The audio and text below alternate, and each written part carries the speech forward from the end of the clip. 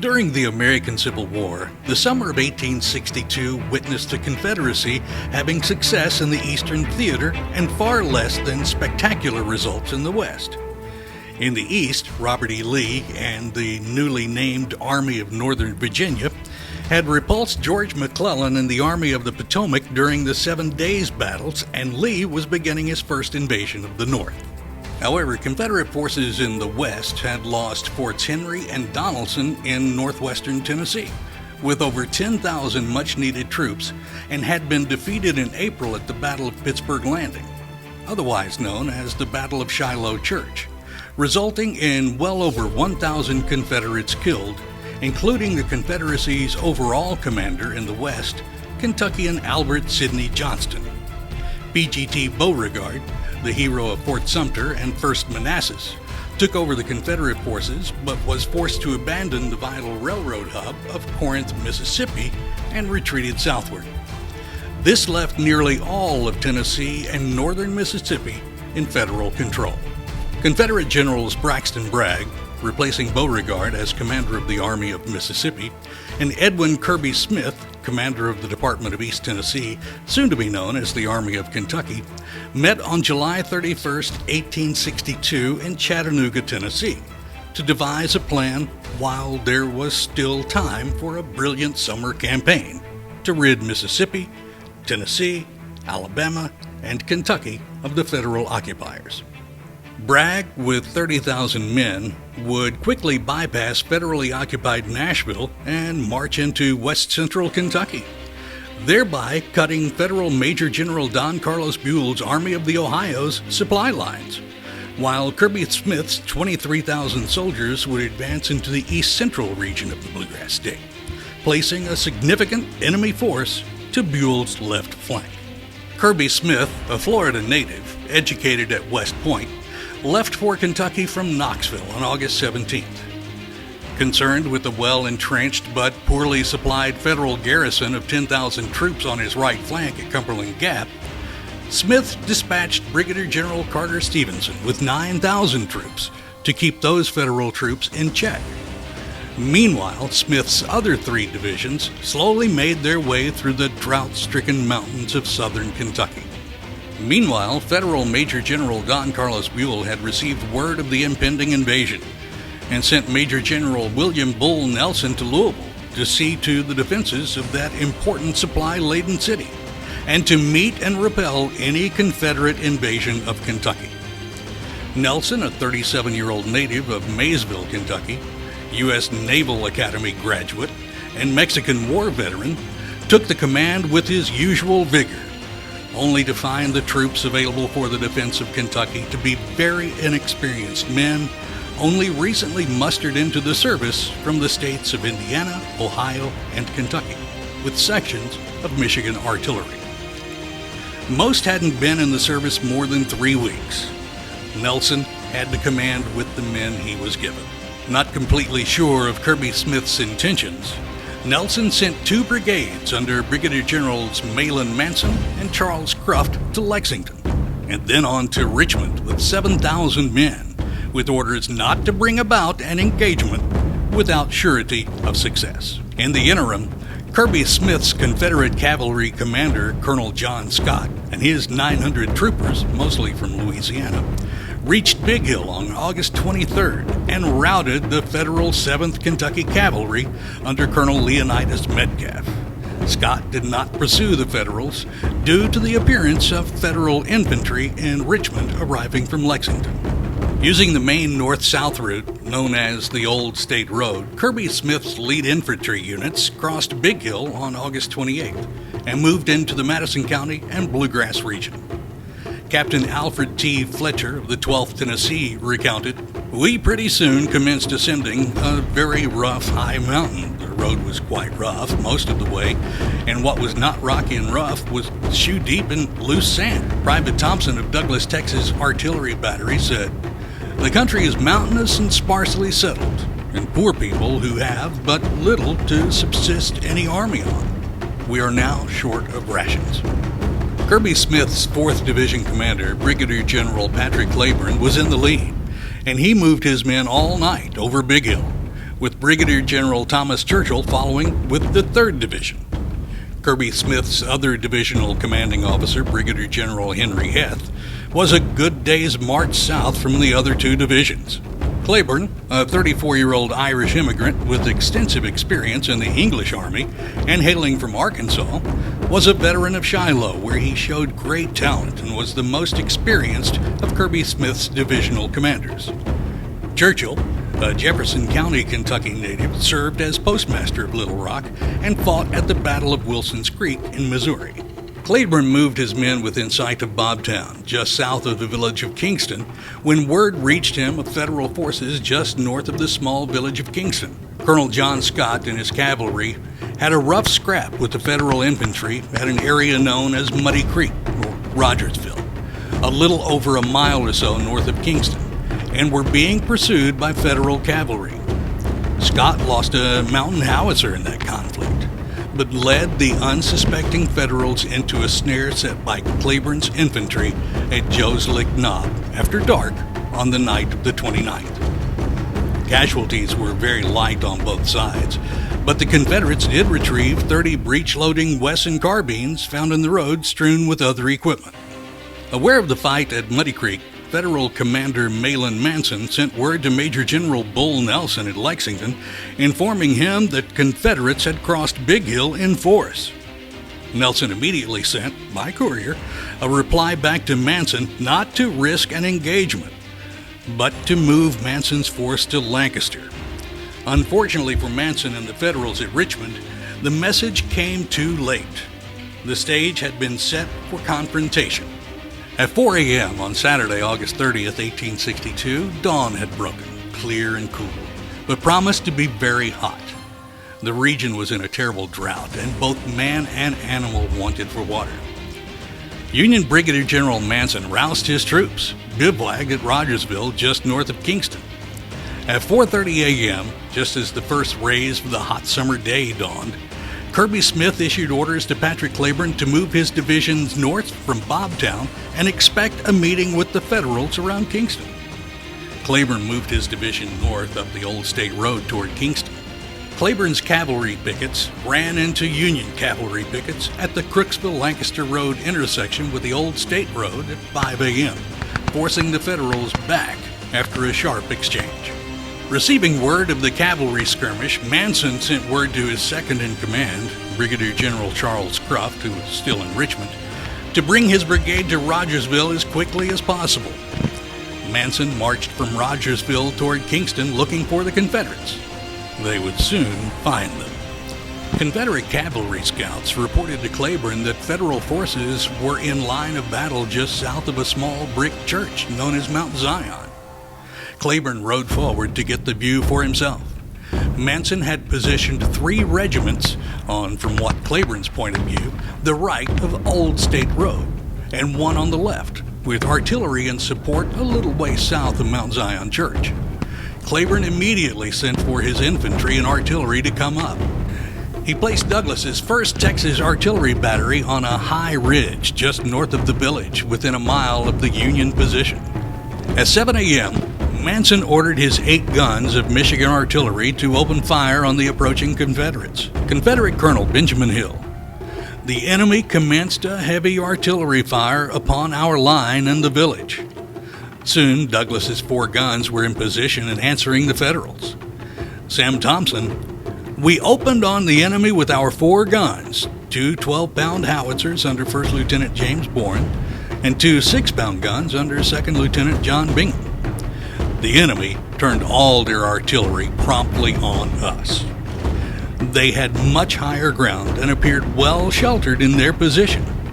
The infantry lay down to our left and rear, out of the danger of the enemy's guns, and the music of the 2 batteries rose to the grandeur of battle. Shells burst with great force about us, and their solid shot shrieked close to our heads with fearful accuracy. Federal artilleryman Lieutenant Byron Paddock said Confederate shot and shell began falling all around us like rain. Confederate artillery fire struck the Mount Zion Church during the fusillade. Knowing a battle was about to begin, Union surgeons set up a hospital in and around Mount Zion Church in anticipation of the coming tempest. After the 2-hour artillery duel, it was now the infantry's turn. Cleburne's division of Tennesseans and Arkansans began moving up the right side of the old state road and engaged the Union left. But Cleburne and Kirby Smith had a little surprise for the Federals. They instructed Brigadier General Thomas Churchill to take his division west of the Crooksville-Lancaster Pike, about a half mile to a ravine that traveled north along a creek known as Mound Branch, and most importantly, completely out of the Federals' line of sight. While Manson was becoming heavily engaged on his left, a near knockout punch was sneaking up on his right. Sometime during this action, Cleburne was severely wounded in the mouth and jaw, and command of his division delved to Preston Smith.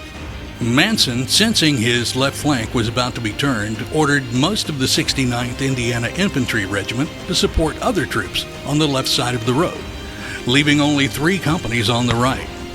These men witnessed nearly 3,000 Confederates, mainly from Texas and Arkansas, converge on their position from what is now known as Churchill's Draw.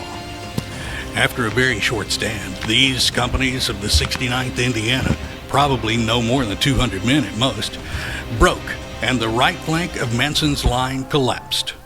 General Cruft had now arrived on the field. On a rise half-mile north of the Mount Zion Church sat the stately home of Adam Rogers, known as the Rogers House. As Manson and Cruft tried to stabilize the Union lines, this dwelling became a rallying and reorganization point for the battered Federals, whose wounded now packed the Mount Zion Church and Rogers House. Just after the first shot of the battle, Mount Zion Church became a hospital, and remained so for several weeks, even suffering artillery damage to the south side. Knowing that the Federal forces were greatly demoralized and had taken great loss of life, Manson ordered the Federals to retreat to the crossroads of Old State Road, Duncannon Lane, and Speedwell Road, about a half mile north of the Rogers House. Here, the Federals would form a second line. Major General Bull Nelson, now in Lancaster, and not aware that the battle had commenced, heard the continuous artillery fire to the east and immediately set out for Richmond via Paint Lick on the Garrett-Madison County border. The Confederates, being hungry and tired from their several days' march and the morning's heavy battle, did not actively pursue the Federals. After a short respite, the Confederates moved upon the Federal second battle line. The battle for Senator White's farm had begun. Cruft's brigade formed the far right flank of the Union line. Hoping to thwart the Confederate advance as they came upon another mansion known as Cumberland View, these Federal regiments moved forward and entered a whirlwind of Texas lead. Those Federal units were severely bloodied and forced back, and the entire Union force retired in poor order for Richmond. The battle for Senator White's farm ended about 1:30 in the afternoon on an unrelentingly hot August day. An eerie silence descended over the battlefield, pierced at times by the screams and moans of the dying and wounded. Both Confederate and Union commanders plotted what to do next. Federal troops were greatly depleted by battle and heat, and the Confederates likewise. But momentum is definitely on the southern side.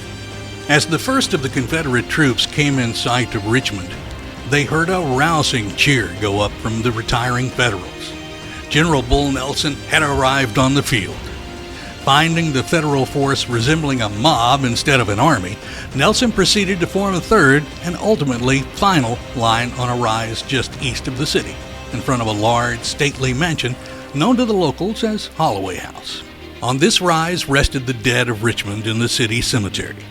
Here, Nelson positioned his troops in hopes of fending off the Confederate advance until he could possibly evacuate his forces under the cover of darkness. Lieutenant James Cox of the 16th Indiana noted, "There was only a shadow of hope." Entering the outskirts of Richmond, Captain Paul Hammond of Kirby Smith's staff noted, "We found the enemy's encampment, deserted by all but a few wounded men and the surgeons attending them."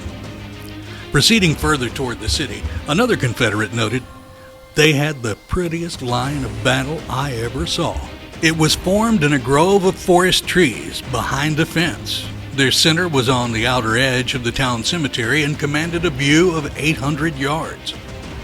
Not waiting for his artillery to come up, Kirby Smith deployed his battle-weary forces on either side of the road entering the town, and moved forward into the Federal line, which was mainly to the south of the turnpike. As the Confederates exited a large cornfield, very tall and a full ear, the Union line fired a wicked volley into them. The Confederate advance slowed due to the stiffness of Union resistance, fences, and very difficult terrain. Captain John Lavender of the 4th Arkansas remembers a number of company officers of the regiment, myself, went over the fence, being in front of our company. But when the men struck the fence, they turned in a full volley at the enemy. I had to back myself up in the lock of rails and stand at a post facing the enemy, and a perfect sheet of fire passing through the fence on both sides of me. Colonel Benjamin Hill said, "As we cleared a rise in the ground, the deadliest fire was poured into us that had occurred all day. And although the bullets hailed, our brave troops did not falter." A Federal account reads, "The Confederates reached a level clover field in front of our center when they received a volley deliberately aimed from behind our shelter. Without halting to return fire and with arms at right shoulder shift, the veterans of a dozen battles pulled their hats closer over their brows, closed up their ranks, and pressed on, with lines dressed as on parade." There was something appalling in the steady tramp of their approach that carried terror in the heart of many a man whose first experience of this was under fire. Sergeant Henry Phelps of the 95th Ohio later recounted, "We fired briskly as the enemy advanced, but they did not scare worth a cent." As the Confederate fire increased in its intensity, the Federal right flank collapsed and broke. Finally, the entire Federal line collapsed from south to north, sending the Federal soldiers skedaddling through the cemetery and into the streets of Richmond and beyond. An Indiana corporal said, "We were forced to give way, which we did with more speed than grace." Even General Nelson himself, by now, had received a wound in the fleshy part of his left thigh, but remained on the field angrily chiding the troops as cowards. Despite Nelson's continued attempts to rally his men, the rout was on.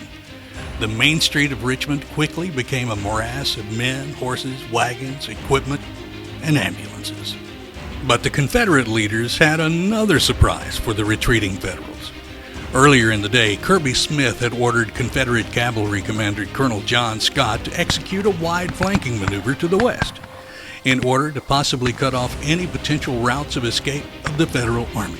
Now, with the Federals in full retreat and heading out of Richmond towards the Kentucky River, the Confederate cavalry can lie in wait. With few shots fired, nearly the entire remnants of the retreating Army of the Blue were captured en masse just north of the city. Bull Nelson was able to sidestep the Confederate trap and make it north. Some of the Union boys took another route north and made it to Winchester. Cruft made it to Winchester, but Manson was moderately wounded when his horse fell on him, and he was taken prisoner. The Confederate victory was now complete, and the road north to Lexington was virtually cleared of any organized Federal resistance. But now Kirby Smith had a problem. Over 4,000 Federal prisoners he was not planning on. Most of the Federal captured were kept in a makeshift stockade constructing a fine ornamental fence that surrounded the Madison County Courthouse, the very same courthouse still in use today. And that fence is the exact same closure that lines East Main Street in front of the Richmond Cemetery, the very same cemetery that witnessed such furious fighting late in the day. Over the next few days, the Federal prisoners were paroled or set free with conditions at the Mount Pleasant Mansion overlooking Richmond. Most churches, schools, and many private residences became hospitals for the well over 1,000 wounded, both blue and gray. And the medical personnel of both sides, along with local residents and their slaves, began the task of burying the dead. Commenting on the treasure trove of supplies and equipment now in Confederate hands, one Texas soldier said, "Here I saw how they were being fed. Canned fruits of all kinds, condensed milk, first I ever saw, cheese, and other edibles. They also had large quantities of clothing, shoes, bats, pants, all of which we put to good use. We were nearly naked. The pants I wore, coat I had not, were made of some thin material, and my canteen, haversack, and belt had worn holes on both sides, and in a short time they would not have held together. I confiscated a pair of blue pants, a gray army shirt, and a pair of excellent shoes, and hung my old ones out on a fence. Several of Kirby Smith's commands were able to rendezvous with Braxton Bragg and participated in the largest battle fought on Kentucky soil, the Battle of Perryville, in rural Boyle County in early October, resulting in a tactical Confederate defeat, and the Confederate columns retreated back to Tennessee. Some Confederates withdrew through Berea and back over Big Hill. The Battle of Richmond caused several events to occur. The Battle of Richmond resulted in Confederate troops occupying Lexington and the state capital at Frankfort, the only time a Union state capital fell during the entire Civil War. Lead elements of Kirby Smith's force reached as far north as Florence, Kentucky, causing panic in Cincinnati, some 10 miles away. The Battle of Richmond is the only example of Federal force ceasing to exist at the end of the fight. Basically, Nelson's entire command was either killed, wounded, or captured.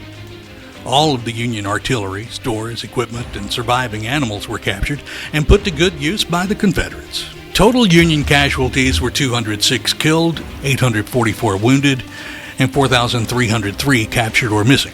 Confederate losses were reported less fully, but is generally accepted to be 122 killed, 519 wounded, and 3 captured or missing. Not all Confederate units reported their losses.